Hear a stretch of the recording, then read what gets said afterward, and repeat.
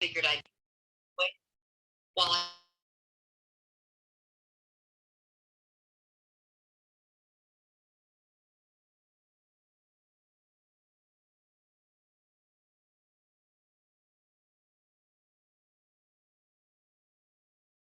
Evan. All right, good morning. It is 10:30. I hope everyone on this call is safe today and has power, I would assume, and that the storms didn't impact you too much as we blew through last night across the state of Texas and Oklahoma. Welcome to OREA's discussion. It's Tea Time with Tucker on Tuesday, and it is Tuesday morning, the 22nd. And my name is John Green with Association Member Benefits Advisors, joined by Executive Director of OREA, Sabra Tucker, and David Moritz, my co-host and our AMBA leader in the state of Oklahoma. Thank you for joining us today. We're going to continue our conversation that we had earlier in the month about long-term care, just the concept of it and the alternatives that are around it today. We'll talk a little bit about that more in a moment, but just a couple of housekeeping details while we have some folks logging in here today. Thank you for joining us today. All participants are in a listen-only mode.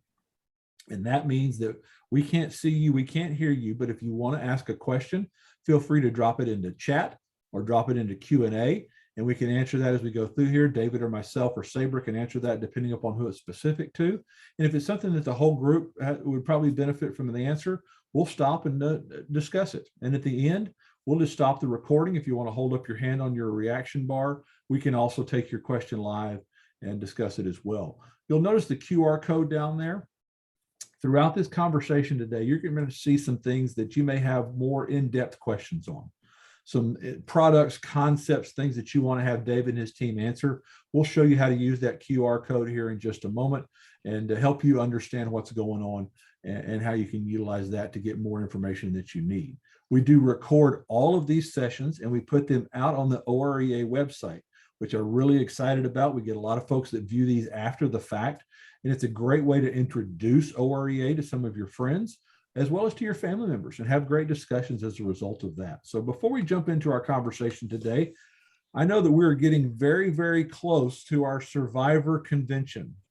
So Sabra, you want to share with us a little bit about what's going on maybe at the Capitol? I think some things are moving up that way. And then the convention, update us on what's going on there. Yes, speaking of surviving, we have survived so far this legislative session. All of the bills that would have had a negative impact to our teacher retirement system, at least significantly, are now considered dead for the session. So we've passed that first hurdle and we survived that. And now we are just kind of watching any other bills. As most Oklahomans know, our legislature kind of has some loopholes that would allow bills to come back during the budget negotiation process and the appropriations legislation that gets held off until the very last minute. So it's always a possibility, but the one bill to convert our system to a defined contribution type retirement for new education hires is now officially dead for the sessions. But we will always keep an eye out until they gavel out and adjourn sine die at the end of May. So we're also, I know many people are concerned about the voucher bill. So far that has, even though it passed out of committee, or two committees actually in the Senate, the Appropriations as well as the Senate Education Committee by close margins, there is still not an official House author for that legislation, and a bill cannot go forward without an author from the opposite chamber. And the bill still has not been heard, even though it's the pro tem bill. We think that Oklahomans have stepped up and said, this is not what we want for our schools. And we already have education savings accounts. There's still lots of opportunities for people to have excellent choice for their schools in this state. So the people have been speaking up, and the House of Representatives remains committed to not using school vouchers, especially if they're going to impact funding to our rural schools or to any schools. So that is some good news, but we're always the watchdog, and we will stay vigilant. Great. I Oh, know the your members convention, appreciate that. April 5th. If you haven't had a chance to register, go to our website at orea.org, and at the very top of the page, you can follow the links to register for the convention as well as the hotel. And in addition, we're planning some kind of fun activities. We hope people will come join us and enjoy a meal and fellowship. We're also hosting a reception the evening before if people are coming up and staying there with us at the convention hotel at 6 p.m. Come join us for that reception and mingle for the with the board of directors, see how they're doing, and we're planning a little entertainment as well. So we think it will be a fun time. So I hope everyone will join us. Absolutely. I'm looking forward to being there and seeing everyone in person. That's the most Yay! exciting. Back together, so Good times, good times. absolutely. Thank you, Saber. I know your members appreciate the effort that you and your team are doing to keep them up to date on all the legislative issues while you're doing all this preparation for a big convention on the 5th. So it's hard to believe that that's about 2 weeks away. So Yes, and it's been a long time. Our last in-person convention was in 2019. So we're getting all back out in the world, and hope people are feeling safe enough to come join us. And it's just going to be, we're looking forward to it, John. Thank Great. you. You bet. Look forward to being with you, with the whole group as well. Just a quick reminder, my name is John Green with Association Member Benefits Advisors. I live a little bit north of Houston, but I did start my schooling in Bethany, Oklahoma. That's a picture of me on kindergarten, I think, my first day of kindergarten at Lake Park Elementary in Bethany. My wife is a second grade teacher. She teaches in the same school that she and my 3 kids all went to elementary school. And I spent the better part of my career working in schools, helping educators understand what retirement looks like. And so I appreciate the opportunity to share with you today. Just a little bit of a reminder, and Saber hit on it pretty strongly whenever she was talking about the legislative update. OREA is really there designed to be a watchdog for the things that you worked for in your career, whether it's your pension, whether it's the way that the state provides funding towards your health benefits, any cost of living increases, things like that. And then looking out for those future retirees that are going to come in to your organization for the active educators right now. And as she mentioned, this is the first time we're getting together face-to-face since 2019 at our convention, keeping you connected, whether you live in the Panhandle, far southeast Oklahoma, doesn't matter, internet, in person, keeping you connected to like-minded members of your community are so important out there. And then partnering with folks like us at AMBA, with David and I at AMBA, to offer exclusive benefits that you can't get anywhere else except through your association, discounts, fun stuff, things like that as well. So just a quick reminder, at AMBA, we've been around for over 42 years. We serve organizations just like OREA all across the country, what I like to call public servant organizations. Retired educators, active and retired state employees, firefighters, nurses, police officers, those of you who gave your career to take care of us, and we appreciate that. And David is our leader in Edmond, Oklahoma. He's got a team of 6 or 7 individuals scattered throughout the state that can provide services for you. He and his wife live up there with their dogs, and they're here to take care of you. He's my co-host today, so if you've got specific questions, jump on chat. Ask him questions. We can answer those for you as well. Then I'll probably ask him to share a few stories along the way as well. So just a quick reminder too, there are some benefits of having OREA and AMBA together to kind of fill those gaps that when you left the schoolhouse that you weren't able to take with you, or gaps in what you have through Medicare coverage, things like that as well. They're portable, meaning that you can leave the state for whatever reason if you want to. They're not tied to any network. You can take them anywhere that you go.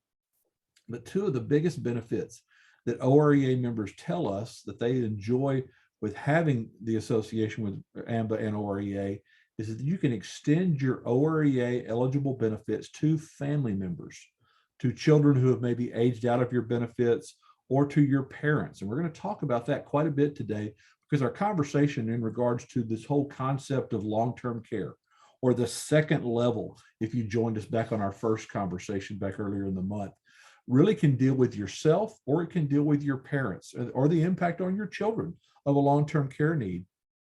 We find that many educators will retire when they're eligible from the state, but they are not necessarily Medicare eligible at that point. So they'll take on an extra career, a second career, another job. But sometimes we find that they have to stop that career because they have to take care of an elderly loved one, be it a parent, be it a spouse, something like that, and an uncle. The planning for that is so crucial to keep your income up. And we're going to talk about that as we go through this conversation today.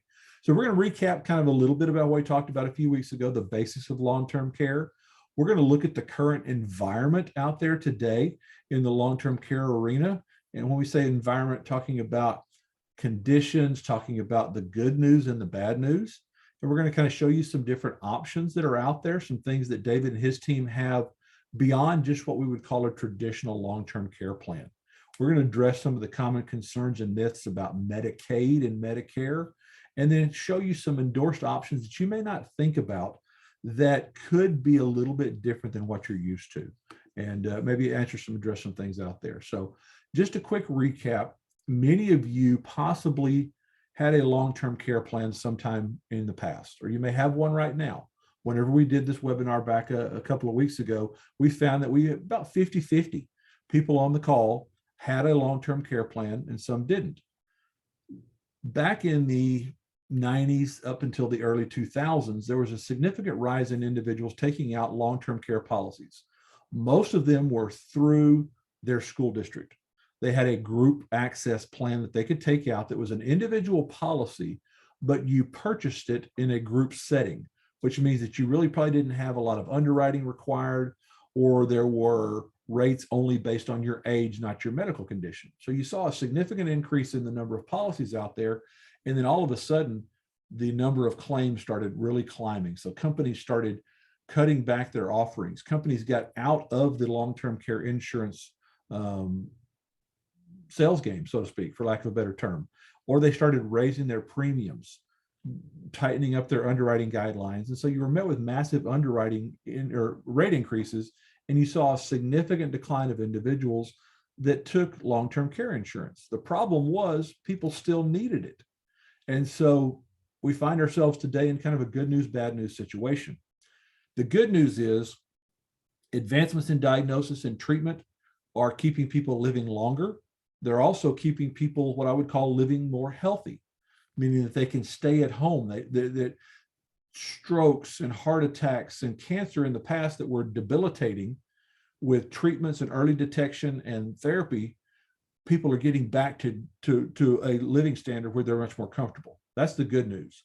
There's so many different options that are out there available. Used to, especially in my grandparents' times back in the early 80s, it was you stayed at home until you could no longer be taken care of by your spouse, and then you went to a nursing home. There were no other in-between options that were out there. We're going to talk about some of those things as well. On the flip side, though, what you find yourself is that as a society, or as Americans, we're aging. We're an aging population. We're not replacing ourselves with younger generations. So that increases the number of people who need care. So there's a demand out there that may not necessarily be met. The cost of care continues to go up because the demand is out there as well. And what we also find is that there are smaller family care pools, for lack of a better term. I think about all of my grandparents all grew up in that Red River area from Nocona over to Wichita Falls, or across into Oklahoma City and Tulsa. And most of them were farmers, or they came from farming families, and they had 8 to 10 brothers and sisters on both sides of their family. That was a pretty large care pool. If somebody needed care, there was always somebody that could take care of mom or dad, brother, sister, aunt or uncle, something like that. Smaller families now with 1 or 2 children reduce that care pool significantly. And you don't really have that opportunity for people to take care of their parents like they used to in the past. Now you also find as companies were trying to cut their costs or cut their losses, that they would tighten up policy language and make it very restrictive on where coverage was. Medicare came on top of that, changed things significantly. We talked about that a couple of weeks ago. Medicare changes have dramatically reduced the amount of coverage that's provided out there. And then companies, like I mentioned, increased their premiums for their coverage. They widened their elimination periods, or their deductibles, for lack of a better term, which made it more costly. While all that was going on, boom, COVID-19 dropped in on top of that. And what you found was that it really impacted nursing homes significantly more so than just your average individual, because nursing homes had to tighten up their access guidelines. They oftentimes shared certain staff members, physical therapists, things like that with other nursing homes. They couldn't do that anymore because fear of spread of COVID. So you had costs that went up. Government imposed restrictions on top of that, that made access to nursing homes, cost of nursing care rise dramatically. So that's the good news. The bad news of the situation, all those things happen, but it still didn't change the fact that 70% of those of us who reach age 65 are going to need care in extended form sometime in their lifetime. And so no matter the good, no matter the bad, the stats didn't change that almost 3/4 of us are going to need care sometime in our lifetime in an extended format. We looked at the cost of care in Oklahoma. This is a good news situation compared to the national average. Cost of care in Oklahoma is quite a bit less expensive, sometimes even half of what it is in other states across the country. So consider yourselves blessed in that regard, but it's still not cheap. And if you ever need care, you can't just call the pension office and say, hey, double my payout every month. You don't have that ability to do that. And so you see the costs out here in the major cities, and then you get a little bit more rural. Just want to kind of show you what these examples are. You get in a cost of situation up to $6,000 in a nursing home for a private room. Those of you who are on our call a couple of weeks ago, my father, he spent the last 2 years of his life in a nursing home in Austin and right outside of Austin. And it was about $6,000 a month for a semi-private room. We were blessed that he had long-term care to take care of that, but the costs were pretty high. We looked at the traditional components of a long-term care plan. We kind of put them in the look of a hamburger, so to speak. Your buns are your qualifications. And once you qualify by either losing activities of daily living or a cognitive impairment like Alzheimer's or dementia, you qualify. Then we looked at daily benefit amount, length of coverage, and discussed the ways that those are usually either $100 to $300 a day or a pool of money. Sometimes it would be for 3 years, 5 years, or a lifetime. We looked at the elimination period, and this time of year being hail season, everybody looks at their homeowner's insurance policy and says, if we get a hailstorm, it's going to cost me X% of my home before insurance kicks in. Elimination period works very much the same way. Certain number of days before your policy kicks in and pays. Then we looked at policies that have inflation protection, non-skilled services, whether you get it taken care of or get taken care of at home, in a nursing facility, or in an assisted living facility. So those are the kind of components that are out there and where people find themselves now. And this is where we see this, and David sees this all the time. We talk with individuals, and I spoke for an hour with an individual here last week that has a long-term care policy, but she had been given some options by the carrier and didn't quite understand them. So what we're finding out now with those of you who took out a long-term care policy is that you may start to see sizable rate increases on policies that you've already had that maybe stayed level for many years, or carriers coming back to you and saying, we'll levelize the coverage or reduce your coverage, but keep your premium level. And you're wondering, is that something that I need still, or do I still need more coverage? What do I do? Or they're expanding elimination periods, which means that you've got to pay the first $30,000 out of your pocket before your policy kicks in. Kind of could put a financial strain on you as well. Or you look at the policy and say, I took this back when I was in school, when I was teaching, but I didn't put inflation protection on the policy. And now $100 a day may not provide enough coverage, or a pool of money may not provide enough coverage for me there. And then some of the old policies that we see, that David and I see, have pretty strong restrictions on home care, meaning that they either don't cover it at all, it has to be nursing home care, or they will say if you have X number of dollars a day for nursing home care, you only have 40, 50, 60% of that for daily care at home. So you may not be able to get care where you want to. So that's where some of you on this call today may find yourself in that situation. It's important that David and his team are able to review that. The first and foremost, and we'll hit on this really strongly at the end, we never want you to cancel a policy, because it's so important. You purchased that at a time when you were healthy, when you qualified for it, maybe at a younger age rate, that type of thing. You want to have it reviewed before you do anything with that policy. In this second level conversation, what I want to kind of hone in a little bit deeper on is the current reality in long-term care. We pull a lot of these stats from our carriers, the people that OREA endorses, that AMBA has sorted through and vetted to make sure that they're strong. We pull some of those stats from them. Some of these we pull from government stats, some we pull from other sources and things like that. But the average amount of time that someone stays in an assisted living facility. Now, remember, an assisted living facility is kind of that in between where you have your own private room, private unit, condo, whatever you want to call it.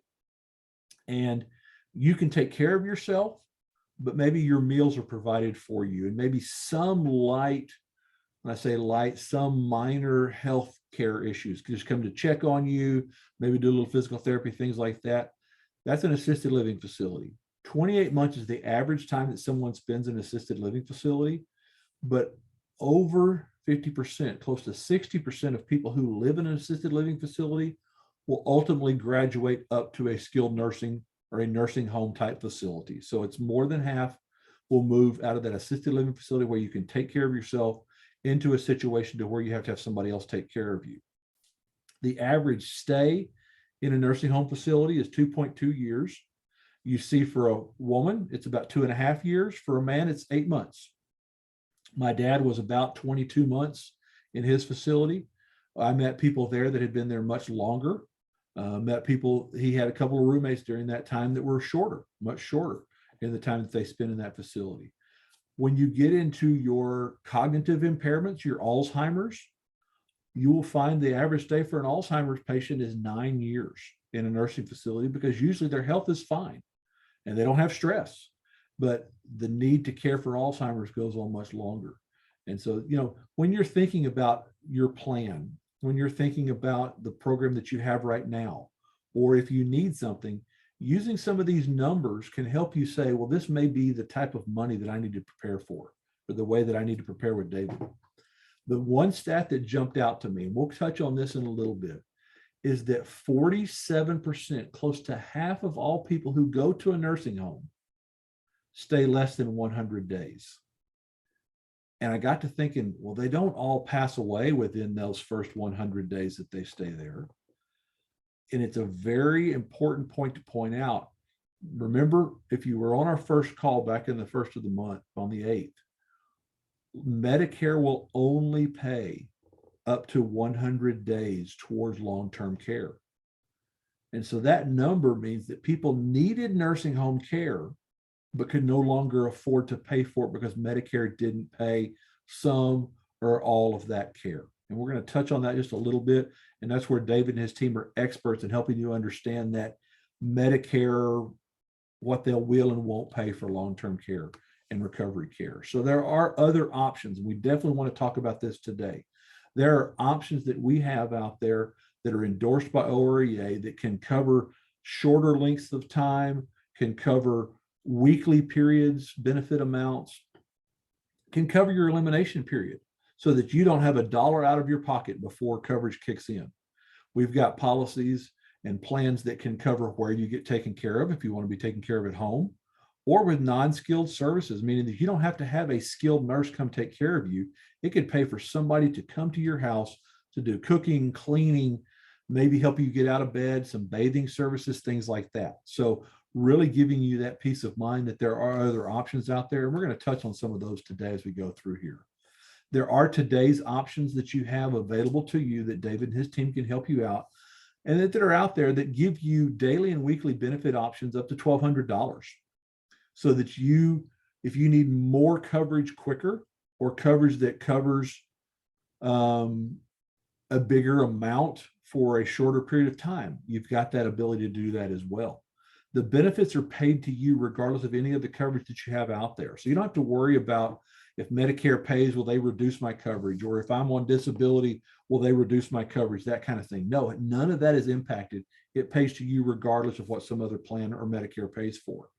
You can start your coverage for up to 13 weeks. So, I mean, it's just a small period of time if you want to pay to cover that elimination period, for lack of a better term, and going up to a year. My brother and I My mom turns 81 in May. My brother and I are responsible for her care. She lives by herself. She's drives, goes to church, does everything. She's not a problem. But we've also noticed that she started to repeat herself a little bit more, forget things a little bit more. And we've always said that we don't need her assets. We don't need her house. We don't need any of that kind of stuff. But if we could find a plan that would allow us to keep mom at home for at least a year and have somebody that from the church that we could hire to say, hey, come live with mom, we'll pay you. That's the kind of plan that I want. David and his team and the OREA have endorsed plans that are very similar to that, that allows you to have that non-skilled person just stay with somebody. And it allows my brother and I to get my mom's financial affairs in order over a period of a year, as opposed to having to make a decision over a period of a weekend. And so there's some things like that. There are some recurring benefits that I really like about some of these policies, meaning that say you have during an ice storm, a slip and fall, and you fall and break your hip and you have to have care for 3 months to get you back up on your feet. Well, then after a certain period of time, your benefits could kick back in. If you had another fall, if you had a knee replacement surgery or something like that, there are some recurring benefits that are options that are out there. So you do have some new options that traditionally didn't have before. You look at your old plan, and for those of you who have a plan on there, I would encourage you to have David review it, but look at it and ask about the elimination period, or the amount of time that you have to wait before you get benefits, because that's usually the hardest dollar that you have to come up with. There are some plans that you can get that have a 0-day waiting period, that meaning the minute that your doctor says you need this type of long-term care or extended care, it starts paying immediately. You don't have to wait and spend money out of your pocket for that. Some other plans have a 20-day or 100-day waiting period available to you as well, so that you can make sure that you've got that first dollar covered when you need it and not have to tap into a nest egg. Because what we find out is that oftentimes the first spouse that needs the care, you'll spend down all of your family's assets to provide that care. And then the next spouse needs some type of care and there's no money there for that. This helps protect your nest egg in that type of a plan, so you can handle that elimination period. But most people say, I don't want to go to a nursing home. And again, this is not a situation that we wanted to put my father in either. My stepmother could not take care of him any longer from a skilled care. Once his dementia really got bad, he had a series of strokes, needed around the clock care. There are some plans that are available to you that allow you to select where you get care taken care of, where you get taken care of. It doesn't make any sense to me to work all your life to have someone else tell you where you have to be taken care of. If you want to be taken care of at home, David and his team have plans that can allow you to do that. Some have lump sum benefits that give you 100% choice of where you want to be taken care of, whether it's skilled or non-skilled at home. Like I mentioned, just having someone there to cook, clean, and stay up with you if you have a fall or something like that. Some plans have the ability to not only provide that coverage, but give you additional coverage if you have to go into a hospital for a little bit of a time or go to an emergency room, give you an additional cash amount that you can have coverage for that. So it gives you this peace of mind knowing that I can be taken care of at home. I can be taken care of by who I want to be taken care of. And if you'll remember, so many people don't have coverage and they have to have a family member who takes care of them, that non-skilled person. This would allow that income to be there. And this is a couple of important stats. This blew me away when I was doing some research on this. Because your care, if you need care or your parents need care, that issue goes beyond just your care. It impacts your family down to multiple generations. Because as you saw some of those numbers, that over 47% of people who go into a nursing home stay less than 100 days. Most of the reason why is financial. And most of the reason that people have to stay at home, are able to stay at home, is because somebody, in this case, 73% of all long-term care is done in your home by an informal caregiver who don't receive any type of compensation. So think about a son or a daughter-in-law that has to quit their job to take care of you, or you have to quit your job to take care of your parents. That can have a significant impact on their retirement. David and I work with individuals who are former educators that were 20 years in their career had to quit their career as an educator, which they loved, to take care of a mother or a grandmother. And that stunted their pension. So, I mean, it can greatly impact not only you needing the care, but your family members who have to take time away from their career, and impact their retirement, could impact their family relationships, things like that. And you see those numbers down there for a female, which usually most care is provided by the daughter in the family, $300,000 impact possible of income over the lifetime there. It can have a negative impact on their retirement finances as well. So it's important to understand the impact beyond that. And so David and his team, and I'm going to ask David to unmute here and kind of share some of the things that he sees going on here. What we find out there is that some people will say, well, I'm too old, and I maybe am too old to get long-term care. There are plans that are available out there up to age 89. Some people will say, I've got health issues. I've had, knee replacement surgery, or I've got a history of Alzheimer's, things like that in my family. There are less restrictive qualifications for certain plans. And then David sees all the time people have a long-term care policy, but their premiums keep climbing. So they say, I can't afford it. David, what's your solution for those that have a long-term care plan out there? What do you recommend that they do? Yeah. Thank you, John. Number one is to look at it as soon as you possibly can, because for those that wait, for those that do not get the coverage every year that you have a birthday, which those do happen every year, the price goes up. So the longer that you wait, it truly does go up more and more. But myself and my team, we are very well trained in, hey, we like to look at the whole picture. Look at affordable plans, cost affordable plans that we can kind of fit with each person's budget. Because it doesn't make sense to look at something that might be outside of the budget. So, for those on the call, you might be surprised at what we have through some of our carriers. Even at a little bit older of an age, we can still get an affordable plan. And the truth is, just the sooner that you can look into it, the better, because that's the cheapest it'll ever be. Every year that you wait, it only goes up from there. Okay. Now you have some individuals, and I know you've talked to several here in the past couple of months or so, and they've brought you policies and you've looked at it. Is there anything glaring out there that people need to be aware of in an old policy that you say you need to watch out for this because it could cost you a lot of money? Yeah, maybe not one glaring thing or like one specific company, but just the broad spectrum. And you covered this earlier, John, the broad word of long-term care. Almost every single company back in the day, talking 10, 15, 20 years ago, that sold long-term care, they are no longer selling long-term care because people need this stuff so often. Those companies found it wasn't a profitable part of their business. So what I find, unfortunately, is a lot of people that have had a policy for a while, their premiums are going up. And the number one thing that you can do is have an expert review it. It's one of my favorite parts of the job, whether that person chooses to change or not, whether there's something better for them out there or not. I truly do love reviewing things, making sure their questions are answered, and getting down to, a solution for them, getting down to the fine print of everything. So have someone on my team review your plan with you. My grandparents went through the same thing, and unfortunately, they did not know some of the things that weren't in their policy from 20 years ago. So it's always good to have a review. And the premiums going up are one thing that I have definitely seen lately. And there's usually solutions that we can help you with there. Great. Thank you, David. Like, again, I can't stress it enough. If you have a plan, don't just automatically cancel it. Let David and his team review it for you. There are some plans that have provisions in there that you have to activate or take advantage of every couple of years. And if you don't activate them, you don't have access to them anymore. Some plans have what are called non-forfeiture benefits, which means if you stop paying premium, you still have some level of coverage. So again, if it's a budget issue, things like that, make sure that you maximize what you've paid for already, at least. And again, that's why it's so important to have someone review that coverage out there.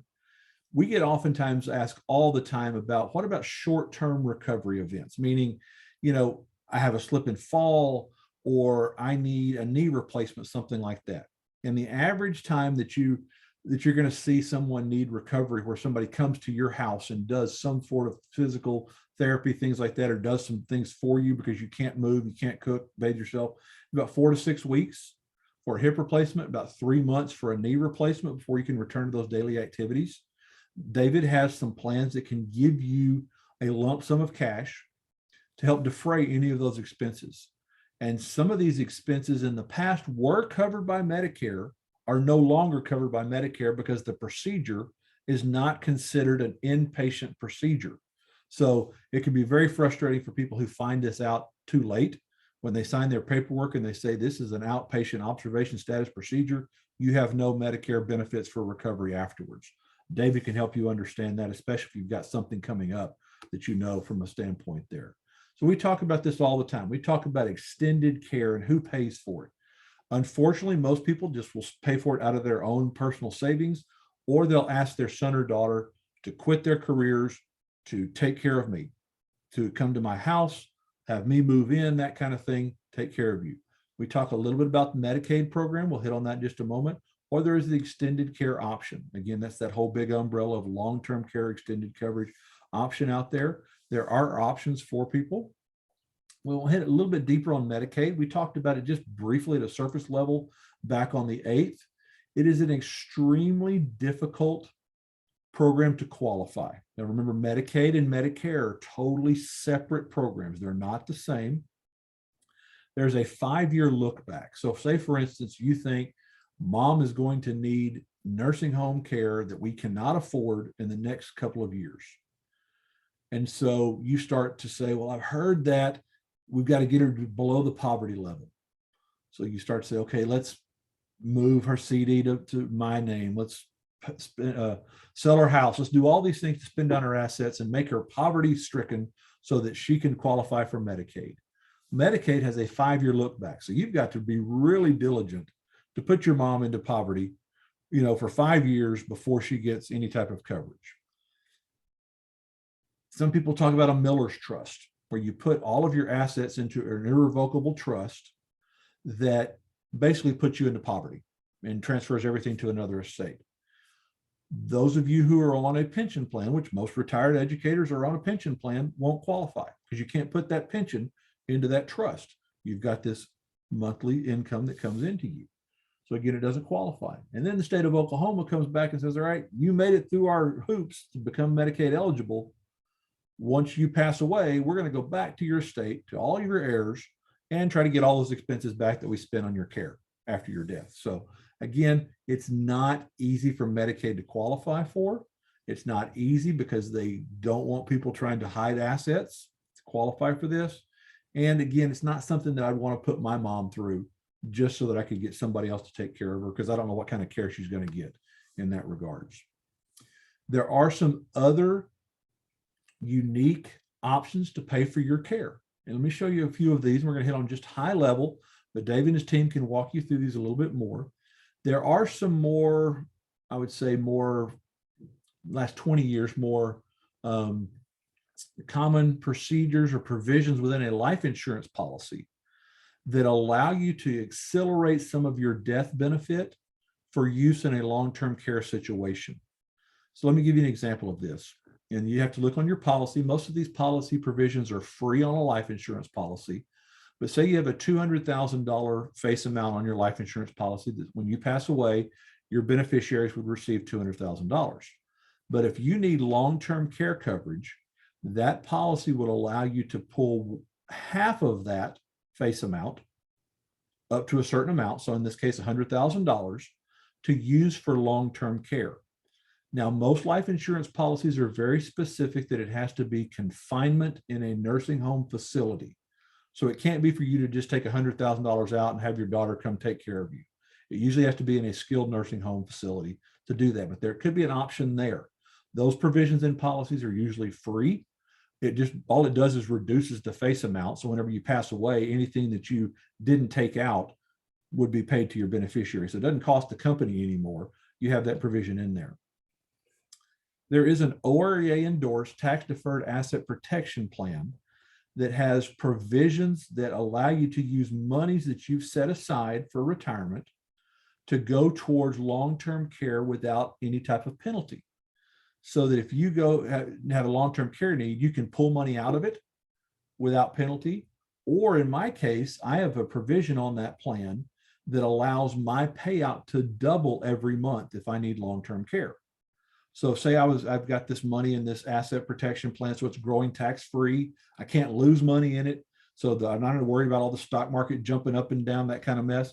I only can gain money in the plan. I can't lose any money. And whenever I'm ready to start pulling it out, say I'm getting $2,000 a month. I get $2,000 a month. I never outlive it. I'm good. But if all of a sudden I have to have long-term care and the doctor says, John's going to need long-term care, my plan will double my monthly payout. I'll get $4,000 a month. So again, it gives me this peace of mind going, I don't know if I want to pay for long-term care if I never use it, but I've got it now in my retirement plan. If something does happen, I've got that safety net for me. Both of these could be strategies if health issues prevent you from acquiring long-term care. To give you an example, with my father's history of dementia, it's harder for me to qualify for long-term care because of family history. Or you may have some type of arthritis. You may have something that you did or some medical history condition that prevents you from getting long-term care. Use of life insurance, use of this tax-deferred asset protection plan from OREA that David can tell you about. That's a way to get it because there's no underwriting that goes into those type of things. Required minimum distributions. We're going to touch on this. We've had a couple of members ask us about this, and we're going to talk about this next month when we talk about protecting your nest egg and how to use required minimum distributions. These are monies that you have to take off once you reach a certain age, 70 and a half or 72, depending upon when how old you are, that the federal government says if you have an IRA, an old 403B, an old 401k, something like that, you have to start taking money off of those every year. And if you don't, you're penalized. Some people will use that and purchase a long-term care plan with just those RMDs and help take care of it that way with no money that they were getting from their pension or anything like that, just coming off RMDs. If you have a second job or if you have a career outside or beyond the classroom or your spouse and you have earned income, you can have a health savings account, an HSA, that you can use for your health expenses. One of the neat provisions in a health savings account is that you can use it for a long-term care plan. Well, health savings accounts are tax-free. So you're getting tax-free money to use to purchase a long-term care plan. That allows you basically get a 38% discount on long-term care because you're using pre-tax money to buy a product that way that's going to take care of you. The government thinks that you need it. Therefore, they're going to incentivize you to use it with pre-tax money. And then some people would use the lump sum benefit of a cancer, heart attack, or stroke policy to fund your care. Mutual of Omaha is our preferred provider, endorsed provider for long-term care through OREA. They tell us that one of the top 3 reasons that people have a long-term care need or people go on claim is the result of a heart attack. And so you could take that money from a heart attack for the lump sum plan and use that for your long-term care. So there's some options that are out there, some other things that David and his team can share with you if qualifying for long-term care because of your age is a challenge or your medical history, or because you're still just not sure if I can afford to let go of some money. There may be some other ways that you can do to protect yourself and still give yourself peace of mind that you're not going to run out of money in your retirement years. So what questions can I answer? What I want to do right now is I'm going to stop recording